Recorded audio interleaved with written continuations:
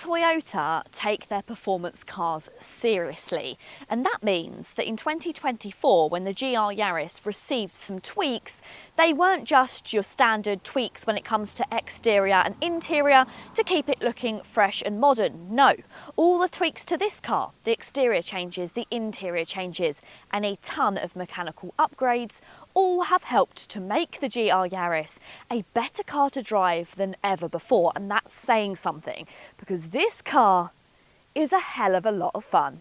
Hi guys, I'm Tish and welcome back to my channel Auto Social UK. In today's video we're going to be looking at the facelifted next generation GR Yaris. I'll be telling you about all of those performance and mechanical upgrades which have made it better than ever, as well as all of the changes on the exterior and interior. As well, just giving you my general verdict of what I think of the GR Yaris as a fun performance car. So if that sounds good, then please keep watching. And if you like new car reviews and car content like this, then you're in the right place. Go ahead and hit the subscribe button. So firstly, let's start with the exterior changes when it comes to the GR. And normally when brands do facelifts, like I said, it tends to just be about the styling. But when it comes to the GR Yaris, it is all about performance upgrades when it comes to this car. And what I also love is they're always thinking about the customer and the experience that the customer is having with their Yaris. So let's start with the front. Here we have a new redesigned front bumper and splitter, and this has been redesigned to be in 3 distinct sections. And the reason behind that is because when the Gazoo Racing team were putting this car through its paces, they were jumping it, sliding it, doing everything you can think of, and they encountered quite a few issues when it came to damaging the vehicle, as you can expect.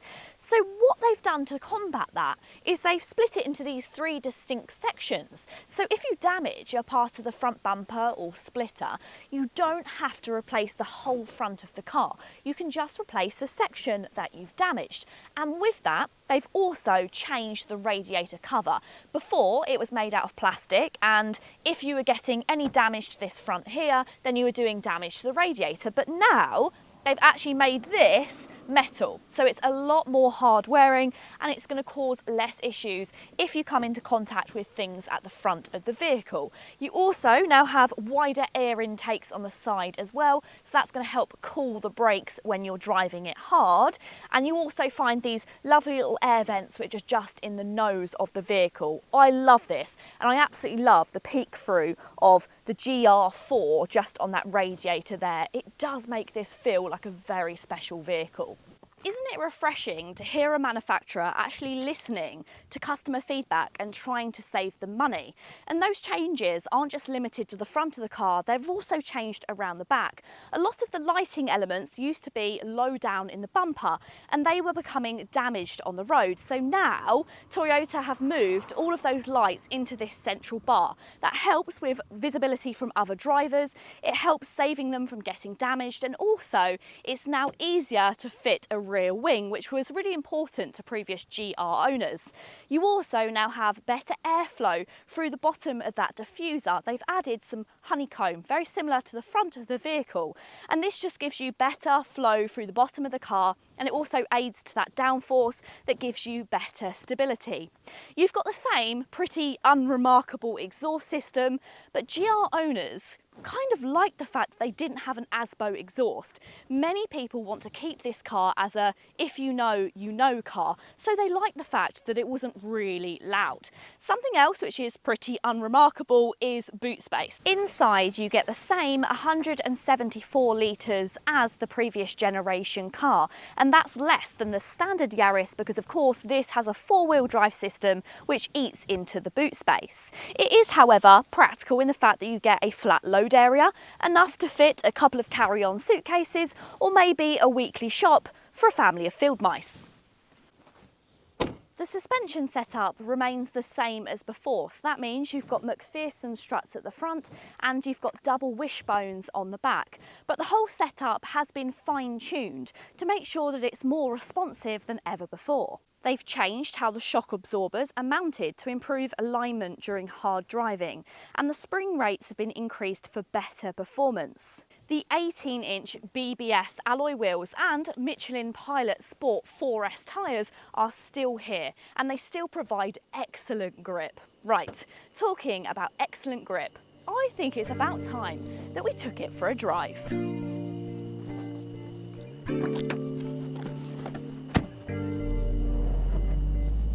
Getting on to all the good stuff, let's talk about the power and all of the mechanical upgrades, because there's quite a long list for the new generation of GR Yaris. Firstly, let's talk engine. So it's the same 1.6 litre 3-cylinder turbo engine as before, which was such a brilliant engine. In fact, when they first put it into production, it was the quickest 3-cylinder engine that you could buy. And it's got a little bit more powerful, although only slightly. But together with all the other tweaks, it has made for a more powerful car all round. So the increases are just under 20 brake horsepower, and that's paired together with about 30 newton meters more of torque. Altogether, that brings us up to total figures of 276 brake horsepower and 390 newton meters of torque. There's also now the introduction of a new automatic gearbox. So if you're thinking of having the GR Yaris for your everyday car that can do everything, this may now be a better option, and it's also quicker. You can really tell that Toyota has actually worked really hard on the automatic gearbox. It gives you a 0.3 second head start on the manual when it comes to the 0 to 62 time and also performing on track. Apparently it's just really quick in its shifts. To me, the manual will always be the best version that you can buy of this car. It just works so well with that 3-cylinder engine. You can hear those lovely turbo flutters just as you lift off the accelerator. It is so lovely to drive, and I just don't think you can beat a manual box. Although it has to be said that at low speeds, the manual is quite difficult to drive. It's very similar to the i30N, if anyone's ever driven that from Hyundai. It has a race clutch. Now this hasn't quite got a race clutch, so you won't find yourself stalling quite as much, but it's still pretty tricky to navigate at lower speeds, and that's why I said if you're going to be living with this as your only car, maybe the automatic might be a little bit more enjoyable for everyday driving. But for blasting it out on the back roads on a sunny day, you can't beat the manual. Toyota has been able to increase the engine output whilst ensuring durability through rigorous testing on racetracks and rally stages. Engineers have strengthened the valve train, introduced new exhaust valve materials, and raised the D4ST fuel injection pressure. They've also added lightweight pistons with wear-resistant rings and a new intake pressure sensor. The new GR Yaris's already rigid body is now even stronger, featuring about 13% increase in spot welds and 24% more structural adhesive, thanks to motorsport feedback. This enhances the car's response, steering, feedback and grip. For the 2024 model, switchable driving modes, Sport, Normal and Eco have been added, and these adjust the settings for electric power steering, air conditioning, throttle response and the instrument display, which has now been switched to an LCD format instead of the traditional analogue dials. The direct automatic transmission also adapts the gear shift based on the selected drive mode. The adjustable torque split dials remain, but the distribution has been refined. The normal mode continues with the 60-40 ratio, while the new gravel mode shifts 47% of the power to the rear. The track mode is now variable, allowing power distribution to range from 40 to 70% to optimise lap times. To some people, there are still some niggling characteristics about this car which are still apparent, and that's the fact that the suspension is pretty hard and also is quite noisy, so there's a lot of road noise. But I don't think those are problems that many people that own this car are really bothered about, and ultimately, if Toyota really thought they were issues that were stopping people from buying the GR Yaris, then they would have changed them, because let's look at all the list of things that they've changed that people were saying that were difficult to live with. You have the changes of where they've put the lights, changes with replacements of the front bumper. So if they thought it was essential to reduce the road noise, then they would have made an effort to do that. But clearly, It's not really a bother to them, and to them it's all about the driving experience, and I think I agree. Although, saying that, I do think they have added a little bit more of acoustics into the glass to help combat some of that road noise, but to me it hasn't really done a huge amount of difference, to be honest. The suspension, it is what it is. That is what you get if you're buying a car like this. It's all set up to be driven on track, really, so it means the suspension is quite hard, and you do have the introduction of those extra modes which do change the driving experience, but only slightly, and not enough in my opinion to really notice it and want to change out of normal mode. To be honest, I just leave it in normal for the majority of the time. And last but not least is the most significant changes to this latest generation, and with that also the changes which have divided the most opinions. The new dashboard features a seamless design with a 12.3-inch digital touchscreen integrated into a single panel, moving away from the previous floating style. This change aims to enhance the driver's visibility, with the instrument panel's top edge lowered by 50mm. And to further improve sightlines, the rearview mirror has also been raised by 25mm. Critics and customers alike will appreciate the significant 25mm reduction in the driving position height, along with adjustments made to the steering wheel for better ergonomics. While the new look may be bold and also look to be taking a step back in the design front, it offers several driving benefits.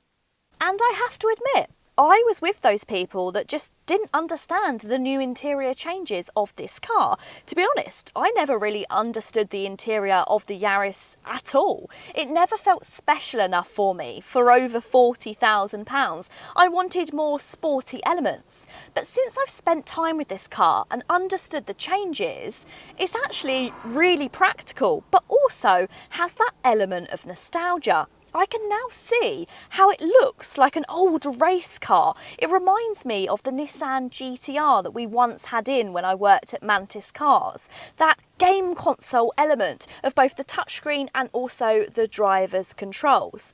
I feel a little bit silly that I never understood it before. And ultimately, like I said, when it comes to this car, it's all about driving engagement. And this is a car that every time you nip to the shops or to the doctors or anything mundane like that, you're just excited to take it out for a drive. And unfortunately, all good things do have to come to an end. And I'm at the end of my week spent with the GR Yaris, and what a week I've had for it. The sun has truly been shining, but that's not all that's been making me smile. This car is just so special. I can understand why people go mad for this, because you can't buy cars like this anymore. You can't buy driver-focused cars, or at least if you do, you're paying a lot of money. And I'm not saying that £40,000 and above is not a lot of money. But you can live with this car as your only car. Now the GR Yaris comes with that superior automatic gearbox, so that makes it an even better all-rounder.